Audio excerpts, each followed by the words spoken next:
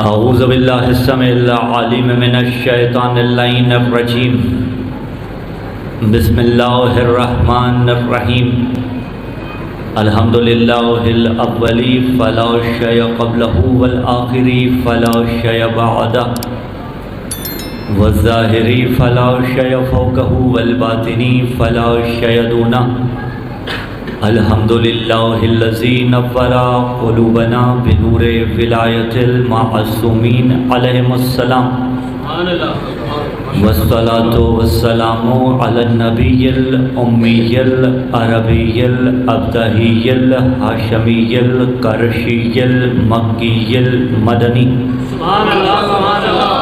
حبیبنا و حبیب الہ العالمین ابی القاسم ابی الزہراء محمد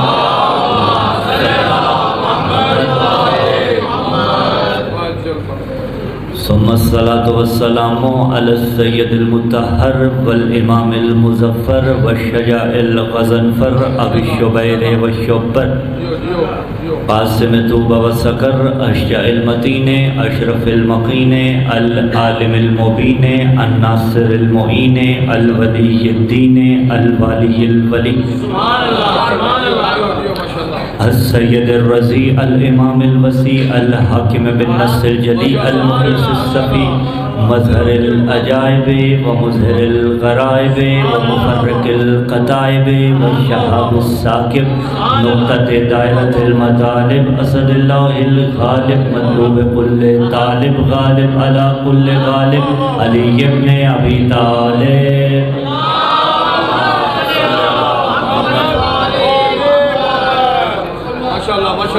وعلى أهل بيت النبوة ومعدن الرسالة ومختلف الملائكة ومحل الرحمة الذين أذهب الله عنهم الرجس وطهرهم تطهيرا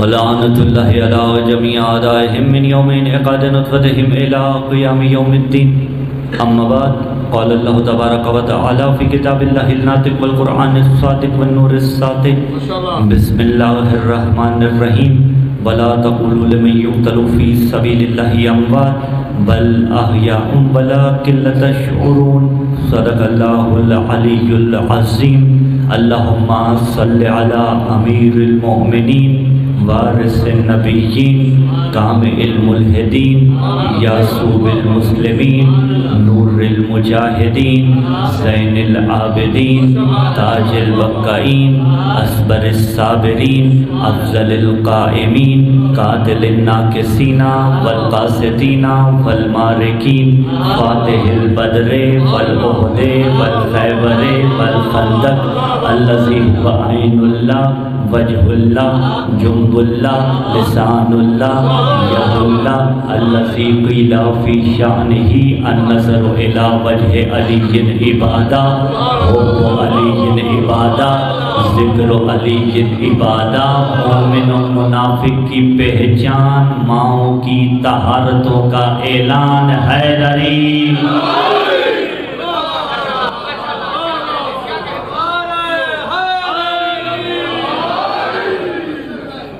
سامعین زیرکار موالیان حیدر کرار محبان آل اطہار بحمد اللہ بتوفیق الہی و بتائید محمد و آل محمد علیہ السلام فرش پر عرش والوں کے ذکر کی مناسبت سے اس روحانی اور متبرک بزم میں آپ ولا والوں کے چہروں کی زیارت اور سماعتوں کی قدم بوسیوں کا شرف حاصل ہو رہا ہے۔ خوش نصیب ہے وہ انسان جسے اللہ نے اپنی زندگی میں یہ توفیق عطا کی کہ وہ آل محمد کے دروازے پہ آ گیا۔ اس سے بڑی سعادت، اس سے بڑا لطف، اس سے بڑی عطائے پروردگار کوئی نہیں کہ انسان اپنی زندگی میں در آل محمد پہ آ جائے، کیونکہ یہ کوئی معمولی در نہیں ہے، یہ در علم کا در ہے، یہ در ریاضتوں کا در ہے، یہ در نجابتوں کا در ہے، یہ در عصمتوں کا در ہے۔ جملہ پہلا ہی ذہن کے ساحل سے قلب کے سمندر میں اتار دینا چاہتا ہوں، یہ در علم کا در ہے، یہ در ریاضتوں کا در ہے، یہ در نجابتوں کا در ہے، یہ در عصمتوں کا در ہے، یہ در خالق اور مخلوق کے مابین وسیلے کا در ہے، یہ در وہ در ہے کہ جہاں آنے کے بعد بندہ در بدر نہیں ہوا کرتا۔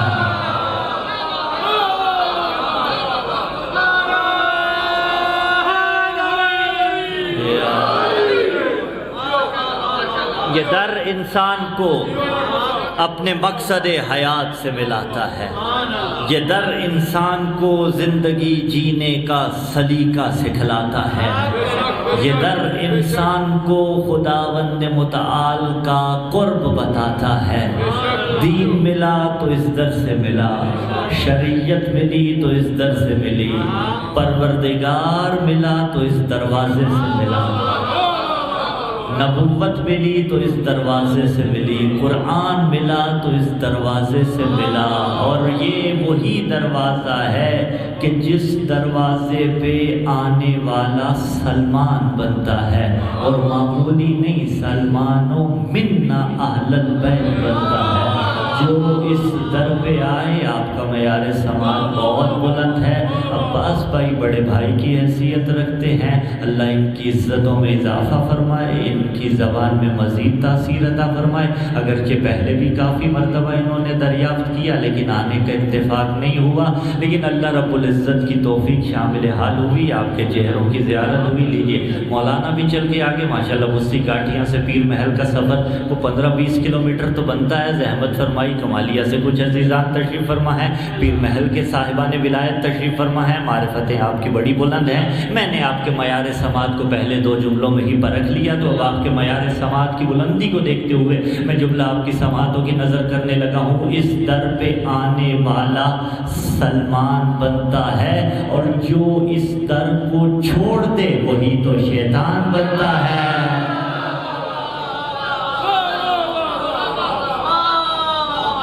اس در کو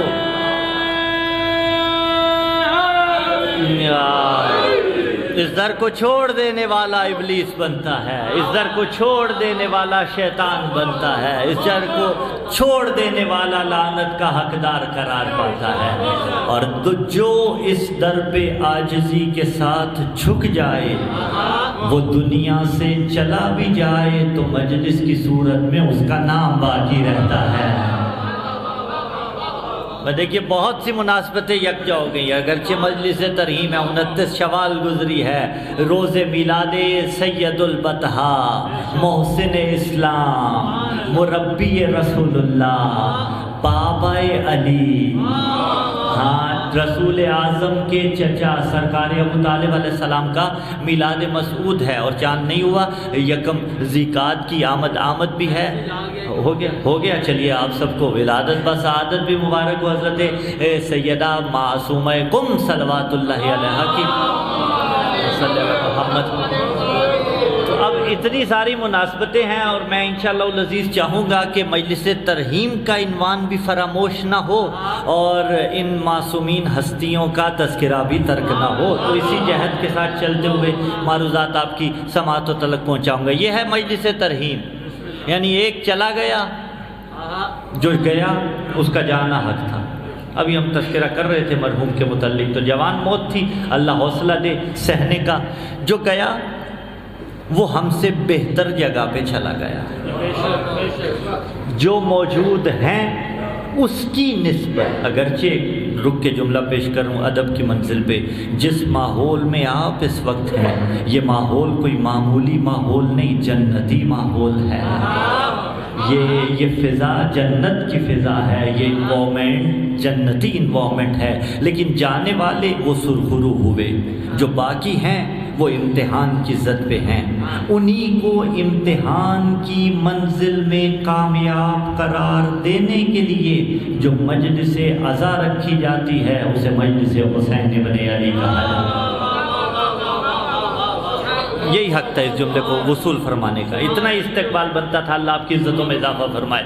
اس در پہ آنے والا اگر خلوص نیت کے ساتھ جھکے تو اس کا تذکرہ باقی رہتا ہے۔ قرآن پکارا بسم اللہ الرحمن الرحیم، ولا تقولوا لمن يقتل فی سبیل اللہ اموات بل احیاء ولکن لا تشعرون۔ یاد رکھو وہ جو راہ خدا میں مارا جائے، قول کیا ہے؟ زبان سے کہنا، ولا تقولوا تم نے نہیں کہنا، لمن یقتل فی سبیل اللہ جو سبیل اللہ میں مارا جائے، کیا نہیں کہنا اسے؟ اموات، اسے مردہ نہیں کہنا۔ اچھا مردہ نہیں کہنا تو کیا کہیں؟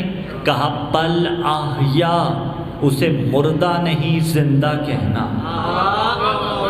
کیسا زندہ کہیں؟ کہا وَلَکِن لَتَشْعُرُونَ، میرے اللہ ہم نے اسے دیکھا نہیں، ہم تو اسے دفن کر کے آئے، جب سے دفن کیا خواب میں ملے تو ملے، ظاہری طور پہ ہم نے تو اسے دیکھا نہیں۔ کہا تم دیکھ سکتے بھی نہیں ہو، بل احیاء، وہ زندہ ہے، وَلَکِن لَتَشْعُرُونَ، اور تمہیں اس بات کا شعور نہیں ہے۔ جب شعور نہیں ہے تو اس کا یہ مطلب نہیں ہے کہ اسے زندہ سمجھنا چھوڑ دیں، نہیں، بات ابھی حل نہیں ہوگی۔ اِنَّا بسم اللہ الرحمن الرحیم اِنَّا أَنزَلْنَهُ فِي لَيْلَةِ الْقَدْرِ، ہم نے اس قرآن کو لیلۃ القدر میں اتارا۔ وَمَا أَدْرَاكَ مَا لَيْلَةُ الْقَدْرِ، تمہیں کیا ادراک کہ لیلۃ القدر کیا ہے؟ جب قرآن نے کہا تمہیں ادراک نہیں تو تلاش تو پھر بھی آپ کر رہے ہیں، اس کا یہ مطلب نہیں ہے کہ تلاش چھوڑ دیں۔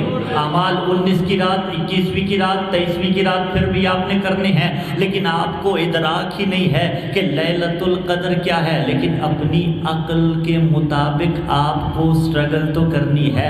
ایک روایت سناؤں اور بات کو آگے پہنچاؤں، من عرف فاطمہ حق معرفتہا فقد ادرک لیلۃ القدر، کہ جس نے سیدہ کی معرفت کما حق حاصل کر لی اس نے لیلۃ القدر کو درک کر لیا۔ تمہیں کامل ادراک نہیں ہو سکتا، بطول کسے کہتے ہیں، لیکن جتنی جتنی عقل اللہ نے دے رکھی ہے اتنا اتنا تفکر کرتے چلے جانا۔ اب جملہ پیر محل کے زیرک سامعین کی سماعتوں کی نظر کرتا ہوں، تمہیں مکمل ادراک نہیں ہو سکتا فضائل علی کیا ہیں، لیکن جتنے جتنے سمجھ میں پڑھتے جائیں، جتنے جتنے عقل میں آتے جائیں، اتنی اتنی اسٹرگل، صحیح جد و جہد، کوشش کرتے چلے جانا۔ اور یہی ہوا تھا۔ بہلول تاریخ اٹھا کے دیکھیے، بہلول دجلہ کے پانی کو ایک کوزے میں بند کر رہا تھا۔ کسی نے کہا بہلول دیوانہ ہو گیا ہے، تو دجلہ کے پانی کو اس کوزے میں بند کرنے کی کوشش کر رہا ہے۔ اس نے کہا میں چاہتا ہوں کہ دجلہ کا پانی اس کوزے میں سما جائے۔ رک کے کہا یہ ناممکن ہے، یہ نہیں ہو سکتا کہ دجلہ کا پانی اس کوزے میں سما جائے۔ رک کے ولایت علی میں ڈوبا ہوا مستانہ بولا، اس نے کہا جب دجلہ کا پانی اس کوزے میں نہیں سماتا، اتنا بڑا علی تمہاری عقلوں میں کیسے آتا ہے؟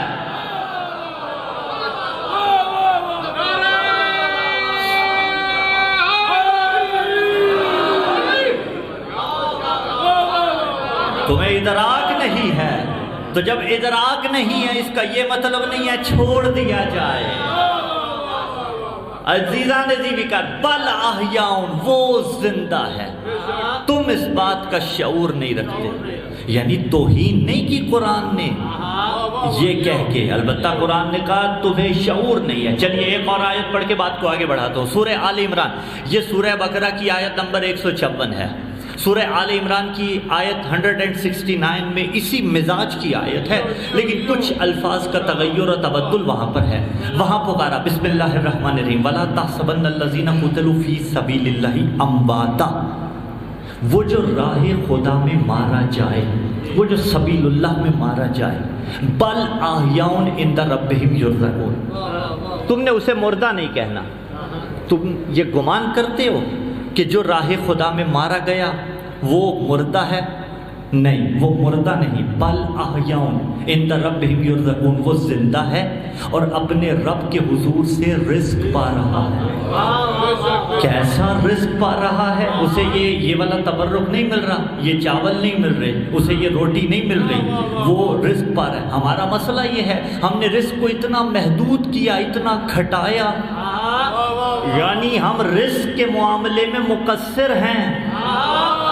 مقصر اسے کہا جاتا ہے جو تقصیر کرتا ہے، ہم رزق کے معاملے میں مقصر ہیں۔ ہم نے کہا بس روٹی رزق ہے، ہم نے کہا بس پانی رزق ہے، ہم نے کہا وہ جو جھپٹ کے میں نیاز لیتا ہوں۔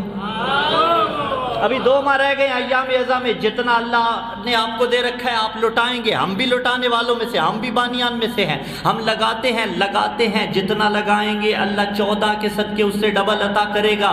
میں کہتا ہوں نیاز کھلانا، سوشل میڈیا کا دور ہے، جملہ بڑا وائرل ہو جاتا ہے، سوشل میڈیا نے بھی طفل مکتب کے اس جملے کو بڑا وائرل کیا، اور عزیزان زیوکار آپ کے روبرو بھی یہ جملہ کہہ رہا ہوں، میں نے آل پاکستان میں یہ جملہ پیش کیا، یاد رکھیے گا اس جملے کو، بڑا کھلاتے ہو تم حسین ابن علی کے نام پہ، اور کھلاؤ اور بڑھاؤ، لیکن یاد رکھنا جتنا تم کھلاتے ہو کیا لینے والوں کو بھی ویسا ہی ادب ہے؟ تو ہم اس نہج پہ نہیں ہیں، کھلانا تمہارا بے مثال ہے، لیکن اگر دیکھنا ہونا کہ کھایا کیسے جاتا ہے تو 40 واق کو ذہن میں لے آنا، 40 کی واق کو ذہن میں لے آنا۔ یہاں لوگ کھانے کے لیے دوسرے کا ہاتھ کھینچتے ہیں، وہاں لوگ کھلانے کے لیے قدموں میں گر جاتے ہیں۔ آواز تہذیب اعضا ہے، تہذیب اعضا یہ ہے، تہذیب اعضا تو یہ ہے کہ یہاں پہ آپ لیجئے کا معاملہ ہونا چاہیے تھا، آپ آگے بڑھیں، اللہ آپ کی عزتوں میں اضافہ فرمائے۔ پیر محل میں یقیناً ایسا نہیں ہوتا ہوگا، لیکن میرا بڑا شہر ہے اسلام آباد، لیکن وہاں پہ وہ ہوتا ہے ایسا، تو میں اس لیے وہاں کا تذکرہ کر رہا ہوں۔ عزیزان زیوکار، ہم نے مقصریت کی رزق کے معاملے میں اور کہا کہ روٹی رزق ہے، پانی رزق ہے، لا شک فی یہ رزق ہے، لیکن کیا یہی رزق ہے؟ ایک رزق میں دکھائی دیتا ہوں آپ کے یہاں بھی، جب دعا منگوائی جاتی ہے اللہم ارزقنا زیارت الحسین، میرے اللہ مجھے حسین کی زیارت کا رزق عطا کر، حسین کی زیارت، عباس کی زیارت، کاظمین کی زیارت، سامرہ کی زیارت، نجف اشرف کی زیارت، یہ رزق ہے۔ کعبہ میں جانا، جائے ولادت علی کا طواف کرنا، یہ رزق ہے۔ حج بیت اللہ کرنا، یہ رزق ہے۔ نیک اولاد ملنا، یہ رزق ہے۔ ماتمی بیٹے کا ملنا، یہ رزق ہے، یہ رزق ہے۔ بہت مادی ہم نے الجھا دیا رزق کو، بڑا کمپریہنسو مفہوم ہے، اس سے زیادہ نہیں۔ اب یہ ایک علیحدہ سے ڈیبیٹ ہے کہ رزق جو بھی آپ کھاتے ہیں وہ جسم پہ اثر انداز ہوتا ہے، میں بات کو آگے بڑھاؤں کہ وہ زندہ ہیں، وہ رزق پا رہے ہیں۔ کون سا؟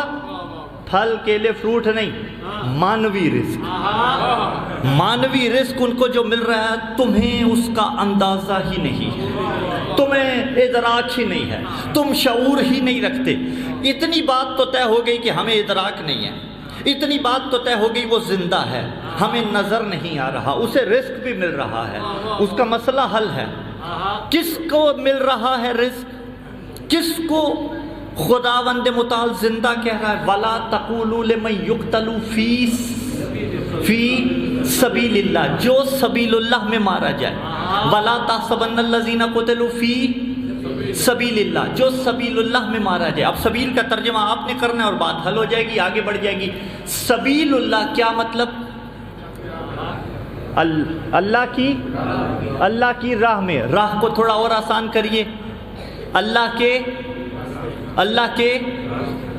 کے راستے میں چلیے۔ اللہ کا یعنی سبیل اللہ کا ترجمہ اہل پیر محل نے کیا اللہ کا راستہ، ٹھیک ہے۔ ایک آیت اور پڑھتے ہیں، اہدنا الصراط المستقیم، بار الہ ہمیں صراط مستقیم پہ قائم رکھ۔ میں کہتا ہوں الجھیے نہیں، جس نے کہا دکھا وہ بھی درست کہہ رہا ہے، جس نے کہا صراط مستقیم پہ قائم رکھ وہ بھی درست کہہ رہا ہے، اس لیے کہ جو دیکھ نہیں سکا وہ دکھنا مانگ رہا ہے، جسے دکھ گیا وہ اس پہ قائم رہنا مانگ رہا ہے۔ میں نے روایتیں اٹھائیں کہ صراط مستقیم کیا ہے، تو روایت پکاری صراط المستقیم، صراط علی ابن ابی طالب، صراط مستقیم علی ابن ابی طالب کا راستہ ہے۔ تو جسے علی ملا نہیں وہ علی کی ولایت مانگ رہا ہے، جسے مل گیا وہ قائم رہنا مانگ رہا ہے۔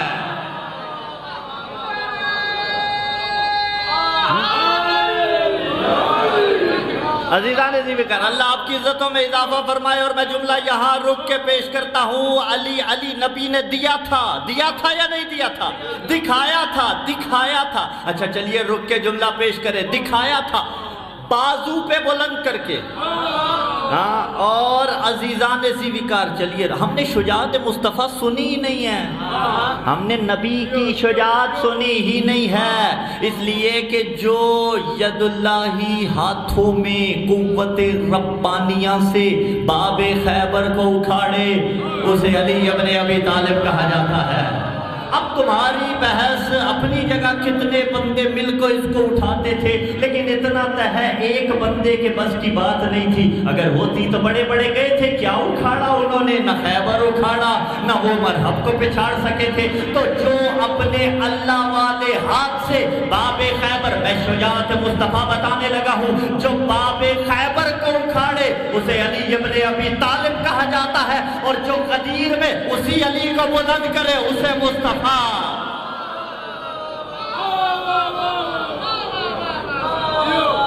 عزیزان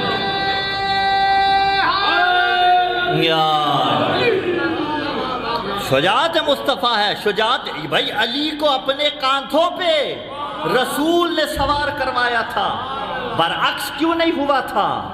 اس لیے کہ نبوت امامت کا بوجھ اٹھا سکتی ہے۔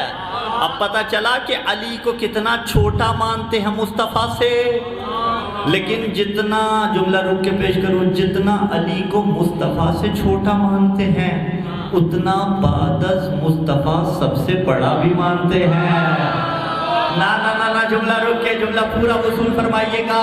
نبوت کے کاندھوں پہ ولایت کا بوجھ تھا، اس کے برعکس کیوں نہیں ہوا؟ اس لیے کہ ولایت اگر نیچے ہوتی، نبوت کاندھوں پہ ہوتی تو پھر یہ معاملہ درست نہ ہوتا۔ نبوت نے ولایت کے بوجھ کو اٹھا کے علی کی اہمیت کو بتایا، کوئی اور آگے کیوں نہیں بڑھا؟ بڑوں کی خواہش تھی، جو علم لے کے جاتے تھے اور خالی ہاتھ آتے تھے، وہ یہاں بھی تو آگے بڑھ سکتے تھے نا، لیکن بڑھنا اس نے تھا کہ جس کی پیشانی کبھی بتوں کے سامنے جھکی نہ ہو۔ اور میں کہتا ہوں کاش یہاں پہ ایک موقع کسی اور کو مل جاتا، اور اگر مل جاتا عجب نہیں بت پکار کے کہتے حیا کر، شرم نہیں آتی، کل تک پوجتا رہا آج گرانے آ گیا۔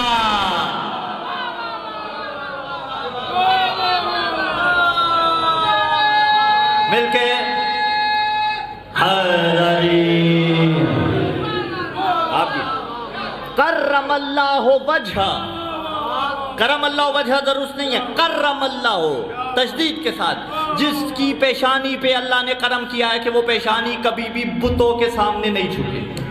تو ہم سمجھا رہے تھے اہدنا الصراط المستقیم، صراط مستقیم، مستقیم یعنی سیدھا، عربی والے استعمال کرتے ہیں نا، آپ ان سے راستہ پوچھے سیدھا جانا تو کہیں گے مستقیماً، سیدھے چلے جائیے، تو مستقیم تو ہو گیا سیدھا۔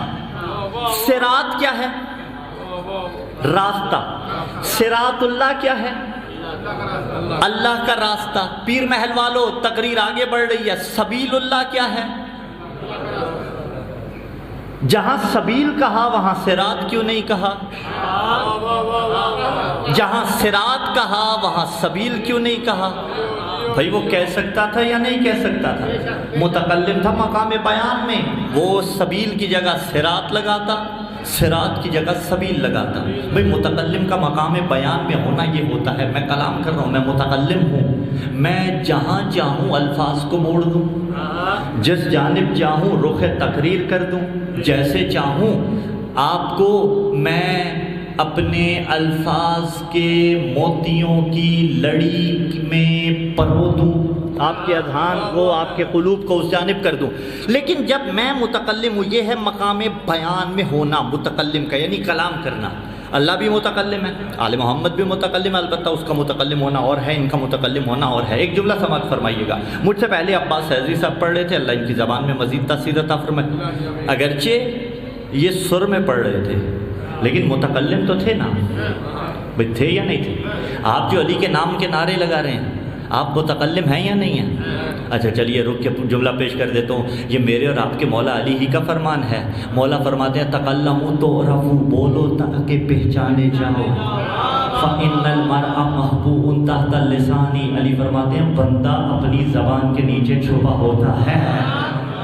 تو میں علی کے نام، ہمارے نعروں پہ اعتراض نہ کیا کرو. جوک ہو تو بھی علی کے نام کا نعرہ، گھر میں اٹھو بیٹھو تو بھی یا علی کا ورد کرتے رہتے ہو. بابا ہم علی کے نام کا نعرہ لگا کے اپنی پہچان کراتے ہیں.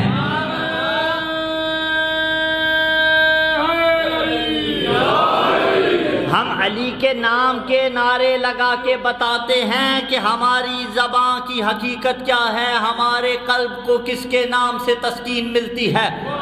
تو متکلم ہے مقام بیان میں جب ہم کلام کر رہے ہوتے ہیں کتنے ہی فصاحت و بلاغت کے دریا بہا دیں، پھر بھی ایک چیز کی زد میں ہوتے ہیں، اور وہ چیز ہے سبقت لسانی.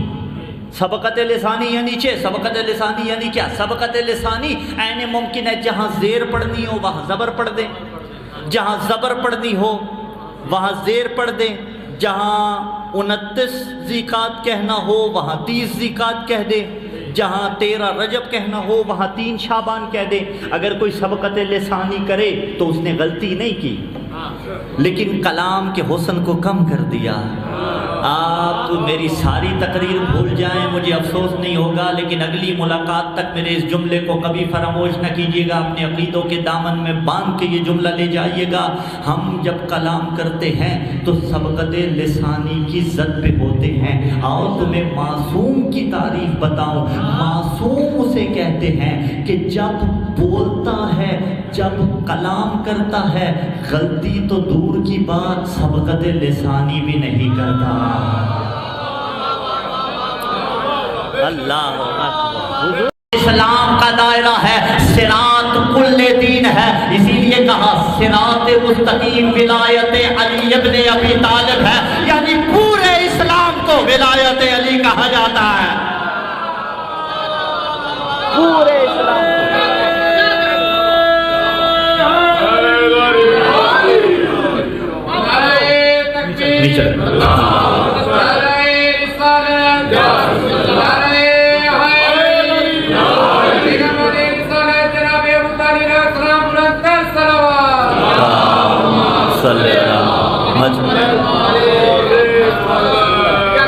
سبیل اور صراط. صراط سمجھ رہے ہیں؟ اچھا قرآن ایک اور آیت کا ٹکڑا پڑھو. انک لتہدی الی الصراط مستقیم. اے میرے حبیب آپ صراط مستقیم کی طرف ہدایت کرنے والے ہیں. رسول وہ ہے جو صراط مستقیم کی طرف ہدایت کرتا ہے. اچھا راستے کی طرف ہدایت تب کی جاتی ہے جب کوئی راستہ بتانے کے اہل ہو. جب کوئی راستہ بتا ہی نہ سکتا ہو تو وہ راستے کی طرف ہدایت نہیں کر سکتا. فار ایگزامپل ہم کہیں کہ ہمیں پیر محل سے لے کر کمالیہ تک کا راستہ نہیں آتا، آپ کوئی گاڑی منگوائیے اور واپسی پہ ہماری گاڑی کے ساتھ ساتھ بطور رہنما لگا دیجئے. آپ کہیں گے مولانا گاڑی آ جاتی ہے انتظار کیجئے، اور رستے میں کوئی لوٹنے والا اس گاڑی کو لوٹ لے، اس گاڑی کو لوٹ لے تو ہمارا ہادی تو وہیں رہ گیا، ہمارا ہادی تو محفوظ نہیں ہو سکا. نبی ہے صراط مستقیم کی طرف ہدایت کرنے والا. جو ہی پیدا ہوا تھا پروان چڑھنا شروع ہوا تھا. 1 برس 2 برس 3 برس 4 برس 5 برس کی عمر میں اعلان نبوت نہیں کیا. 40 سال بعد اعلان نبوت کیا نبی اعظم نے. اب جملہ سنبھالیے گا کہ جو 40 سال تک مصطفیٰ کو بچا کے رکھے اسے ابو طالب کہا جاتا ہے. آواز رہی ہے.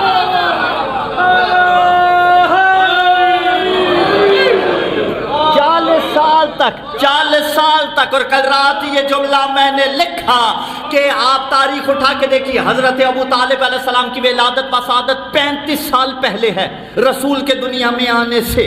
اور سگے چچا تھے رسول کے. سگے چچا یعنی حضرت ابو طالب اور حضرت عبداللہ کا بابا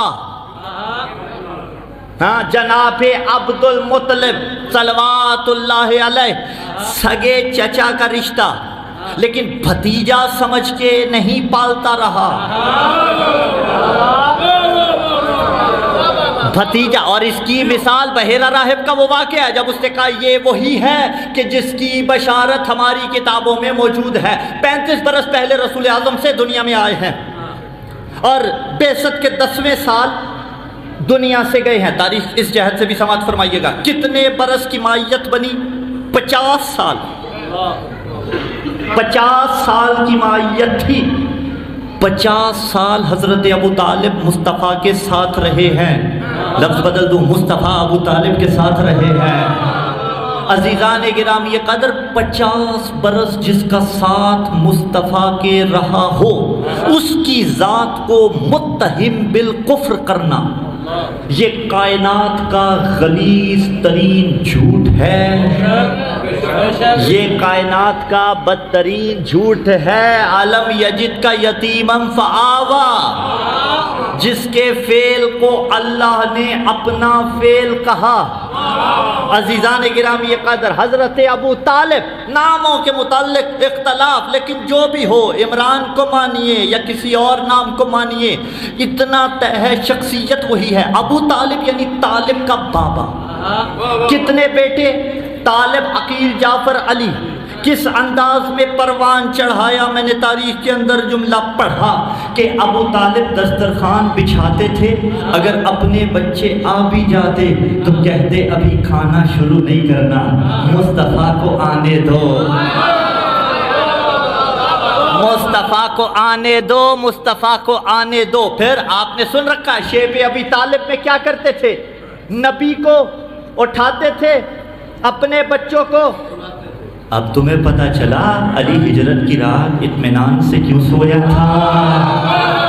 وَمِنَ النَّاسِ مَن يَشْرِي نَفْسَهُ ابْتِغَاءَ مَرْضَاتِ اللَّهِ، تربیت ابو طالب بول رہی تھی۔ طالب، عقیل، جعفر، علی، چاروں بیٹے رسول پہ مارنے کے لیے ابو طالب تیار تھے۔ رک کے جملہ چلیے پیش کر دیتا ہوں۔ ابو طالب یعنی طالب کا باپ۔ حضرت ابو طالب کی کنیت ہے ابو طالب۔ 4 بیٹے اللہ نے دیے تھے، طالب پہلا، عقیل دوسرا، جعفر تیسرا، علی چوتھا۔ ان چاروں میں علی چوتھا، لیکن پھر بھی چاروں برابر نہیں ہیں۔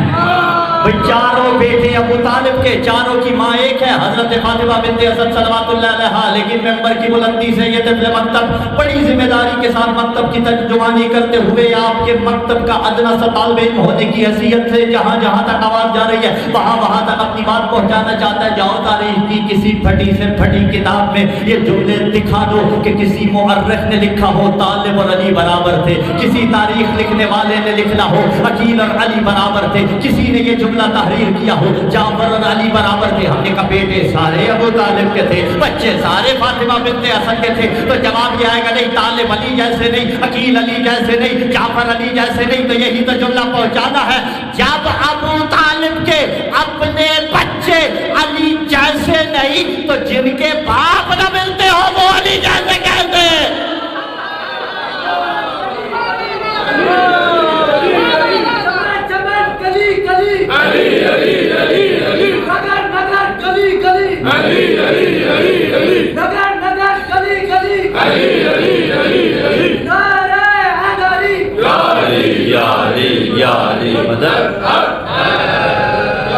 طالب، عقیل، جعفر، حضرت ابو طالب 50 برس کا ساتھ ہے۔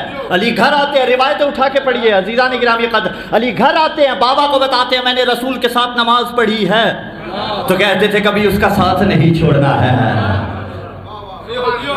تاریخ تو اٹھا کے دیکھیے، غلیظ ترین یہ جھوٹ ہے کہ حضرت ابو طالب کو متہم بالکفر قرار دیا گیا۔ اور مجھے جناب عقیل محسن نقوی کے فرزند شہید محسن نقوی، خدا انہیں صحت و زندگی دے، ان کے بابا کے درجات بلند فرمائے، ان کے مصرے یاد آ رہے ہیں۔ اور دیکھیے یہ حق بنتا ہے ممبر کا کہ اگر کسی کا کلام پڑھو تو اس کا نام لیا جائے۔ عزیزان گرامی قدر، اور میں اکثر کہتا ہوں شعراء جو باتیں بعض اوقات 4 مصروں میں کر دیتے ہیں وہ بعض اوقات ہم 1 گھنٹے میں نہیں کر سکتے۔ کا تسکین دل و جا کا وظیفہ تو کریں گے، نہ مجھ پہ احسان نہیں کرنا۔ آپ نے وکالت علی ابن ابی طالب میں بولنا ہے، پسند ہو تو پھر بولیے گا، اگر ڈل پڑ جائیں گے تو مجھے کیا ضرورت پڑی ہے؟ تقریر کا وقت تو تقریباً مامو ہوئے چاہتا ہے میں اختتام کر دوں گا. کہا تسکین دل و جا کا وظیفہ تو کریں گے ہم, دشمن حیدر پہ تبرہ تو کریں گے. جلتا ہے منافق تو جلے اپنی بلا سے. آج زمانے نے اٹھ کے حضرت ابو طالب کو جو متہم بالکفر کیا, کہا تسکین دل و جا کا وظیفہ تو کریں گے ہم, دشمن حیدر پہ تبرہ تو کریں گے. جلتا ہے منافق تو جلے اپنی بلا سے, ممبر سے بیان ہم بھی عقیدہ تو کریں گے. اور چل کر ابو طالب کی ثنا خوانی سے کچھ لوگ دیواروں پہ کافر ہمیں لکھا تو کریں گے.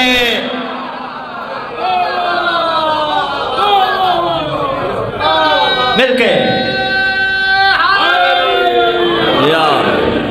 عزیزان گرامی قدر, جو زبانیں حضرت امام علی مقام حسین ابن علی کے قاتلوں کو بخشوانے پہ تلی ہوئی ہیں, جو ان کے قاتلوں کو رضی اللہ بنا چکی ہیں, وہ حضرت ابو طالب علیہ السلام کے لیے جسارت کریں تو کوئی پریشان ہونے کی بات نہیں ہے.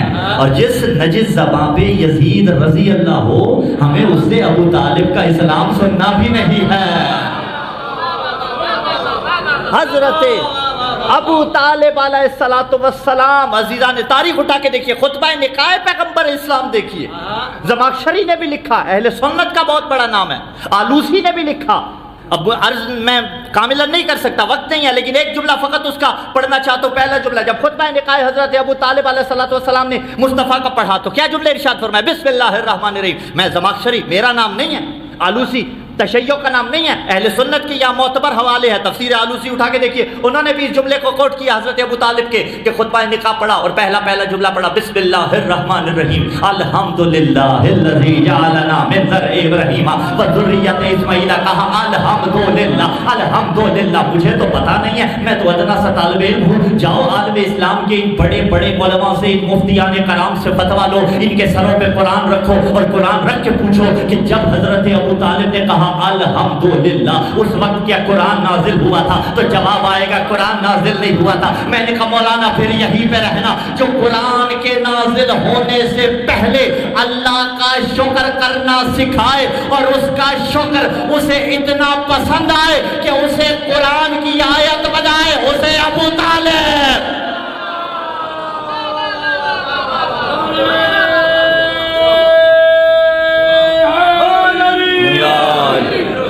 الحمدللہ, اللہ کے لیے حمد ہے. الذی جعلنا من زرع ابراہیم وذریۃ اسماعیل. حمد ہے اس اللہ کی جس نے مجھے زرع ابراہیم قرار دیا, جس نے مجھے ذریت اسماعیل قرار دیا. آسان ترجمہ, جس نے مجھے ابراہیم کی نسل سے قرار دیا. اچھا, نسل ابراہیم سے قرار دیا. ایک آیت پڑھتا ہوں, بات کو آگے بڑھا دیتا ہوں.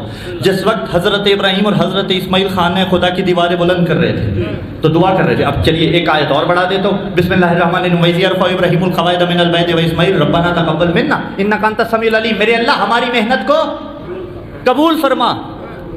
پتھر پہ کھڑے ہو رہے ہیں اور وہ کیسا ایڈجسٹیبل تھا, اللہ آپ کو دکھائے, وہ اللہ لے کے جائے جہاں جہاں جانا ہوتا تھا. یہ بھی عجیب معاملہ ہے, کبھی پتھر بلند ہوتا ہے, کبھی پتھر ٹوٹ جاتا ہے. یہ بھی اسی گھر کی تاریخ ہے, یہ بھی بیت اللہ کے اسی گھر کی تاریخ ہے. تو اب عزیزان زیویکار, وہ پتھر بلند ہوتا جاتا تھا, دیواریں بلند کرتے جاتے, کہتے میرے اللہ ہماری اس محنت کو, ہماری اس اسٹرگل کو, صحیح کو, تگدو کو اپنی بارگاہ میں قبول فرما. اور ایک دعا اور مانگی, ربنا وجعلنا مسلمین لک ومن ذریتنا امۃ مسلمۃ لک وارنا مناسکنا وتب علینا انک انت التواب الرحیم. میرے اللہ چاہتے یہ ہیں ایک ذریت مسلمہ ہر دور میں ہمارے خاندان میں آئے جو کہ مسلمان ہو. ربنا وجعلنا مسلمین لک, ہم چاہتے ہیں جو ذریت آئے وہ مسلمان ہو.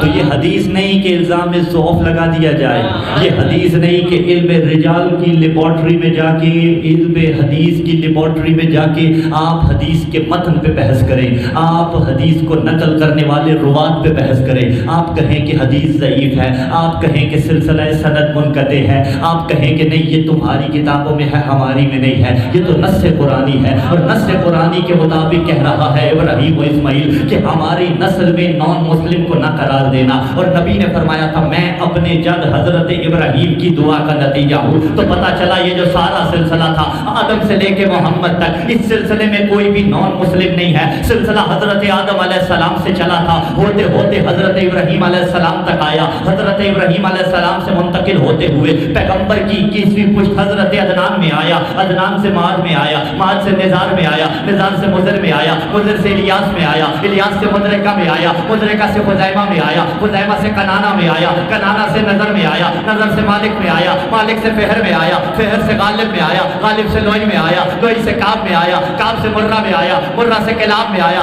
کلاب سے قصی میں آیا، قصی سے عبد مناف میں آیا، عبد مناف سے ہاشم میں آیا، ہاشم سے عبد المطلب میں آیا، عبد المطلب سے یہ نور الہیہ دو حصوں میں تقسیم ہو گیا، ایک پشت عبداللہ میں آیا، ایک ابو طالب کے مقدر میں آیا، جو عبداللہ کے حصے میں آیا وہ محمد الرسول اللہ بنا، جو ابو طالب کے پاس آیا وہ علی، بولو حیدر۔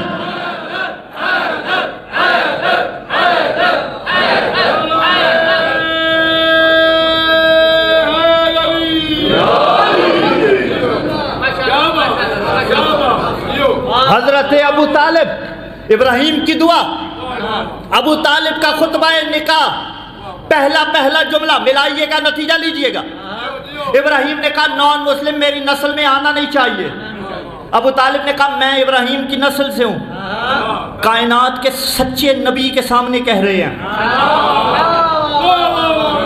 اور نہیں تو کوہنی ہی مار دیتے۔ آپ کہیں گے مولانا یہ کیسی بات کریں؟ بابا جو کہتے آئے ہیں کہ کان میں کہا تھا، یقین جانیے یہ لکھتے کہ کوہنی مار کے کہا تھا کہ یہ نہ کیجئے، یہ نہ کیجئے، لیکن ان کا نہ لکھنا بتاتا ہے کہ نہ کوہنی ماری، نہ نبی نے روکا، نہ نبی نے ٹوکا، یعنی جانتے تھے ابو طالب ابراہیم کی نسل سے ہے۔ آؤ شیعوں والا درود چھوڑ دو، آؤ میں آفیشیل درود، سرکاری درود پڑھ دیتا ہوں، درود ابراہیمی، اللہم صلی علی محمد و آل محمد۔ اور اگر غلطی ہو جائے تو اگنور کیجئے گا، میں کون سا پڑھتا رہتا ہوں روزمرہ میں، اللہم صلی علی محمد و آل محمد کما صلیت علی ابراہیم وعلی آل ابراہیم انکا حمید مجید، اللہم بارک علی محمد وآل محمد کما بارکت علی ابراہیم وعلی آل ابراہیم انکا حمید مجید۔ مسلمان نماز کے تشہد میں بیٹھے اور بیٹھ کے کہا درود ابراہیمی پڑھتے ہوئے میرے اللہ برکتیں نازل فرما، میرے اللہ رحمتیں نازل فرما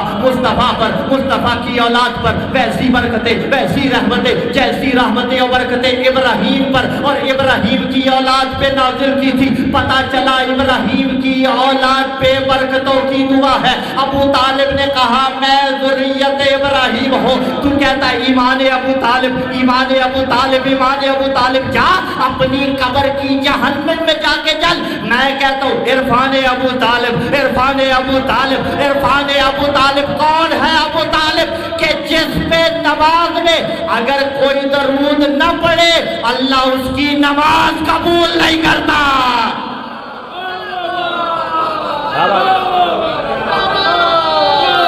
آواز رہی